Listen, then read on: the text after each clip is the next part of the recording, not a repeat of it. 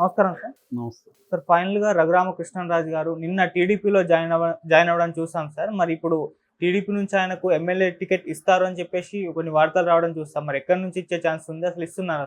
నిన్న ప్రజాగలం సభ చంద్రబాబుది పాలకొల్లులో, గోదావరి జిల్లా పాలకొల్లులో జరుగుతున్నప్పుడు ఈయన ముందే వెళ్ళిపోయాడు. ఈయన మనం నిన్న కూడా చెప్పుకున్నాం. ఈయన తాడేపల్లిగూడెంలో దిగాడు. ఆల్రెడీ అక్కడ బోలిశెట్టి శ్రీనివాస్ వచ్చి రిసీవ్ చేసుకున్నారు. ఒక కాన్వాయ్తో ఒక ఊరేగింపుగా వెళ్ళాడు. ఆ సందర్భంగా ఆయన ప్రెస్తో కూడా మాట్లాడాడు. భీమవరం తన ఇంటికి వెళ్ళాడు. ఆ సందర్భంగా ఆయన చెప్పింది ఏంటంటే, నేను ఖచ్చితంగా తెలుగుదేశంలో చేరుతున్నాను, అయితే ఎక్కడ నుంచి పోటీ చేస్తానన్నది ఇంకా తెలియదని చెప్పాడు. అయితే నిన్న చంద్రబాబు సమక్షంలో ఆయన తెలుగుదేశంలో అఫీషియల్గా చేరాడు. పసుపు కండువా కప్పుకున్నాడు. ఆ తర్వాత కూడా మాట్లాడాడు. ఈ కూటమిలో ఈ ముగ్గురిని ఆకాశానికి కూడా ఎత్తాడు. త్రిమూర్తులు అని చెప్పాడు. మోడీ బ్రహ్మ, చంద్రబాబు విష్ణు, పవన్ కళ్యాణ్ ఈశ్వరుడు అని మాట్లాడారు. సో ఈ త్రిమూర్తుల కూటమి ఖచ్చితంగా గెలుస్తుంది అంటే వీళ్ళు త్రిమూర్తులు, జగన్ రాక్షసుడు, ఈ యాంగిల్లో ఆయన మాట్లాడారు. సో ఇప్పుడు చంద్రబాబు కూడా ఈయన్ను మీరు గెలిపించాలన్నాడు తప్ప ఎక్కడి నుంచి గెలిపించాలనేది ఏం మాట్లాడలేదు. సో ఏదేమైనా సీట్ అయితే కన్ఫర్మ్ అని చెప్తున్నారు. ఒక వెర్షన్ ఏంటంటే బీజేపీతో ఇంకా చంద్రబాబు మాట్లాడుతున్నాడు. బీజేపీ కానీ ఒప్పుకుంటే, అంటే అక్కడ శ్రీనివాసరాజుకి ఆల్రెడీ నర్సాపురంలో ఎంపీగా ఇచ్చింది బీజేపీ, ఒప్పుకుంటే దాన్ని తీసేసి ఈయనకి ఇచ్చే అవకాశం ఉంది. లేదంటే ఈయనని అసెంబ్లీకి తీసుకునే అవకాశం కూడా ఉంది. అందుకని ఆయన రెండు రకాలుగా మొన్న మాట్లాడాడు. నాకేమో పార్లమెంట్కి వెళ్ళాలని ఉంది, ప్రజలకేమో అసెంబ్లీకి వెళ్ళాలని ఉంది అని మాట్లాడాడు. సో ప్రజలు నన్ను స్పీకర్గా చూడాలనుకుంటున్నారు అన్నది, కొంతమంది హోమ్ మినిస్టర్గా కూడా చూడాలనుకుంటున్నారని నేను చూశాను ఫేస్బుక్లో. సో ఆయన అభిమానులు ఎలాగన్నా సీఎంగా కూడా చూడాలనుకుంటారు కదా, అభిమానం ఉన్నప్పుడు తప్పేం లేదు దాంట్లో. సో అలాగా ఆయన ఒకవేళ స్పీకర్ అవుతాడా లేదా. ఇంకొక వెర్షన్ ఏంటంటే లోకేష్కి ఇష్టం లేదని కూడా కొంతమంది చెప్తున్నారు. ఎందుకంటే ఈయన రేపొద్దున ఈయన అడిగింది మనం చేయకపోతే మన మీద కూడా ఇలాగే మాట్లాడతాడు, సో మనం కంట్రోల్ చేయడం కష్టమని లోకేష్ ఫీల్ అవుతున్నాడు. కానీ చంద్రబాబుకి ఒక ప్రెజర్ వచ్చేసింది బాగా. ఎందుకంటే ఈయన గోల్ చేయడం మొదలుపెట్టాడు, తిట్టడం కూడా మొదలుపెట్టాడు. మొన్న కూడా బండబూతులు కూడా తిట్టాడు వాళ్ళని. నన్ను ఏ పార్టీ మెంబర్ కాదంటున్నారు, ఇన్ని రోజులు నన్ను వాడుకున్నప్పుడు తెలియదా అని ఒక బూత్ వాడే అక్కడ. అంటే మీడియాని, టీడీపీని తిట్టాడు ఇండైరెక్ట్గా. సో అలాగా ఆయనకి ఏంటంటే ఆయన పేరే రచ్చబండరాజు అని పేరు పెట్టారు వైసీపీ వాళ్ళు, అట్లాగే నోటుదోలు రాజు అని పేరు పెట్టారు. కాబట్టి ఆయనకి ఎవడనేది ఏమి ఉండదు. తన అనుకున్నది చేయకపోతే ఎవరినైనా తిడతాడు, తనకు వ్యతిరేకంగా మాట్లాడితే కూడా ఎవరినైనా తిడతాడు. ఆయనకి వచ్చేది బూతులు తప్ప మామూలు భాష కూడా రాదు ఆయనకి.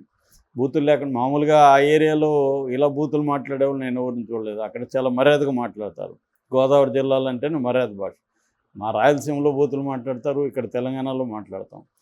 కానీ ఆయనకి మరి ఎలా ఎక్కడ నేర్చుకున్నట్టు తెలియదు. కానీ బూతులు మాట్లాడడం అనేది, ఒక ఎంపీగా మనం ఇలా మాట్లాడచ్చు అనేది విచక్షణ కూడా కోల్పోయాడు ఇప్పుడు లాంగ్ బ్యాకే.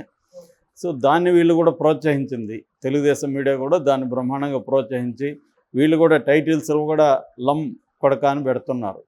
వీళ్ళు ఆయన చెప్తే అలా అదేదో గొప్ప ఘనకార్యం ఆయన సాధించినట్టు వీళ్ళు పెడుతున్నారు. సో ఆ స్థాయికి మన రాజకీయాలు దిగజారిపోయినాయి. సో ఇప్పుడు మరి ఆయనకి పదవి ఇచ్చి రేపు స్పీకర్ అయితే మాత్రం అంతకంటే దారుణం ఇంకొకటి ఉండదు.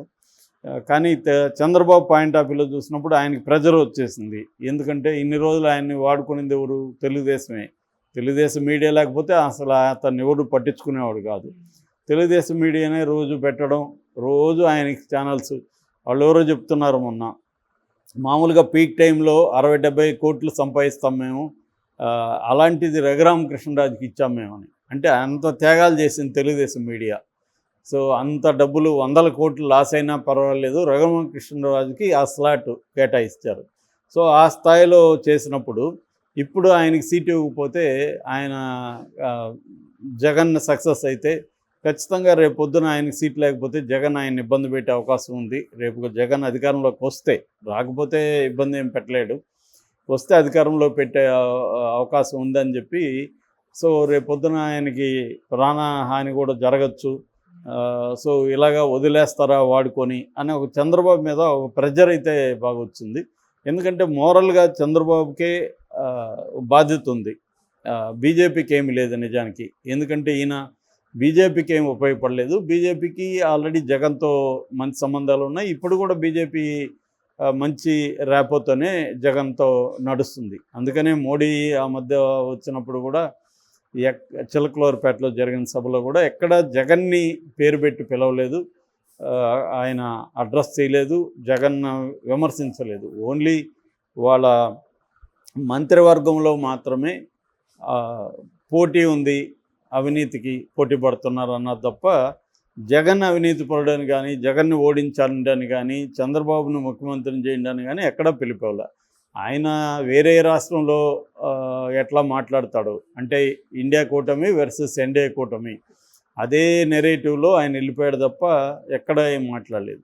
అంటే క్లియర్గా జగన్కి యాంటీగా లేరు వాళ్ళు, బీజేపీ సెంట్రల్ కమిటీ. ఇక్కడ లోకల్గా ఆమె ఉంది, ఎట్లాగూ పురంధేశ్వరి, వీళ్ళు కూడా ఆమె మీద తీవ్రంగా విమర్శ చేస్తున్నారు. భావకళల ఆనందం కోసం ఇలా చూస్తుందని.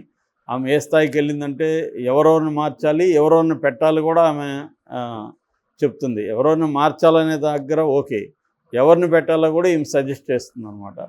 సో ఆ స్థాయిలో ఆమె పనిచేస్తుంది జగన్కి వ్యతిరేకంగా. కానీ మోడీ కానీ అమిత్ షా కానీ వాళ్ళు జగన్కి వ్యతిరేకంగా ఎక్కడా లేరు.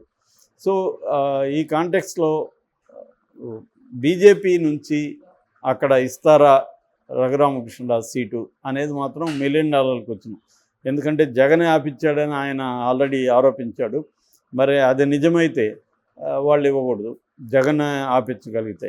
అంటే చంద్రబాబుకి అంత పరపతి లేదా, ఒక ఎంపీ సీటు తాను కోరుకున్నది తీసుకోలేడా బీజేపీ నుంచి? ఎందుకంటే అపనంగా 6 ఇచ్చారు. నిజానికి బీజేపీకి 0.8% కూడా లేదు ఓట్ల షేరు. అట్లా దానికి 6 ఎంపీలు ఇవ్వడం అంటే అందరూ కూడా షాక్ అయ్యారు నిజానికి. ఆ రకంగా పవన్ కళ్యాణ్కి ఎన్ని ఇవ్వాలి?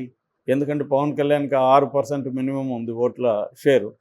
సో ఇదేంటంటే చంద్రబాబు చాలా విషయాల్లో సరెండర్ అయ్యి బీజేపీ డిమాండ్స్కి, బీజేపీ పొత్తు కోసం వెళ్ళాడు, దాంట్లో ఎవరికి డౌట్ లేదు.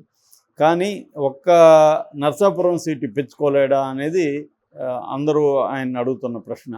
సో ఇది ఒక రకంగా చంద్రబాబుకు కూడా ఒక టెస్ట్ లాంటిది. అంటే నీకు నిజంగా బీజేపీ కూటమిలో నీకు పవర్ ఉంటే, బీజేపీ మీద నీ కంట్రోల్ ఉంటే ఆంధ్రప్రదేశ్లో నువ్వు ఇప్పించగలగాలి. అది ఇప్పించలేకపోతే మాత్రం ఆయనకి ఎమ్మెల్యే సీట్ ఇచ్చినా కూడా చంద్రబాబు ఆ మేరకు ఫెయిల్ అయినట్టే. ఆ కూటమి ఆ మేరకు కూటమిలో స్ట్రెంగ్త్ లేదు, యూనిటీ లేదు అని బయటకు వచ్చేసినట్టే.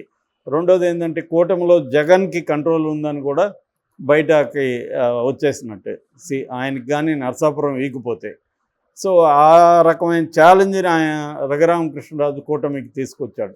ఒక రకంగా కూటమికి అది దెబ్బే. రఘురామకృష్ణరాజుకి సీట్ ఇవ్వకపోతే రఘురామకృష్ణరాజు వేసిన ఒక ప్రశ్న అయితే ఏదైతే ఉందో వాళ్ళ టీవీ ఛానల్లోనే ఏమడిగాడు ఆయన, నమ్మకున్న నాకే సీట్ ఇప్పించలేకపోతే చంద్రబాబు పోలవరం ఏం కడతాడు, సెంట్రల్ గవర్నమెంట్ నుంచి స్టేట్కి ఏం తీసుకొస్తాడు అని అడిగాడు ఆయన. అది వ్యాలిటీకి వచ్చినది. ఒక కూటమిలో నువ్వు ఎక్కువ ఇచ్చే వాళ్ళకి ఇప్పుడు ఒక సీట్ అడుగుతున్నావు, అది కూడా వేరే చోట ఇస్తానంటున్నావు. ఇచ్చినప్పుడు ఆ సీటు కూడా ఇవ్వలేకపోతే ఇంకా నిజంగా చంద్రబాబు మాట రేపు పొద్దున ఏమంటారు వాళ్ళు? చంద్రబాబు ఎందుకు పొత్తు పెట్టుకున్నానని చెప్తున్నాడు? రాష్ట్ర ప్రయోజనాల కోసం. ఎందుకంటే నెక్స్ట్ కూడా అక్కడ బీజేపీ వస్తుంది కాబట్టి రాష్ట్ర ప్రయోజనాల కోసం నేను పొత్తు పెట్టుకున్నా అంటున్నాడు. మరి రాష్ట్ర ప్రయోజనాల కోసం బీజేపీ ఈయన మాట వినాలి కదా రేపు. సో ఇక్కడే తెలిసిపోతుంది కదా ఈయన మాటకి వాళ్ళు ఎవరు వినట్లేదు, కేర్ చేయట్లేదని. సో ఆ ప్రాబ్లం అయితే రఘురామకృష్ణరాజు చంద్రబాబుకి ఇప్పుడే తెచ్చిపెట్టాడు. ఎలక్షన్ తర్వాత ఈ డిస్కషన్ రావాలి, కానీ అది ఇప్పుడే వచ్చిందంటే కారణం రఘురామకృష్ణరాజు. సో ఆయనకు నరసాపురంగా నీకపోతే మాత్రం చంద్రబాబుకి అనేక ప్రశ్నలు వెంటాడుతూ ఉంటాయి. వేరే ఉండి కానీ తుని కానీ అంటున్నారు, అవి ఇచ్చినా కూడా ఈ ప్రశ్నలు అయితే మాయమైపోవు. సో చంద్రబాబుకు ఒక రకమైన పరీక్ష ఇది, తెప్పించగలడా లేదనేది చూడాలి.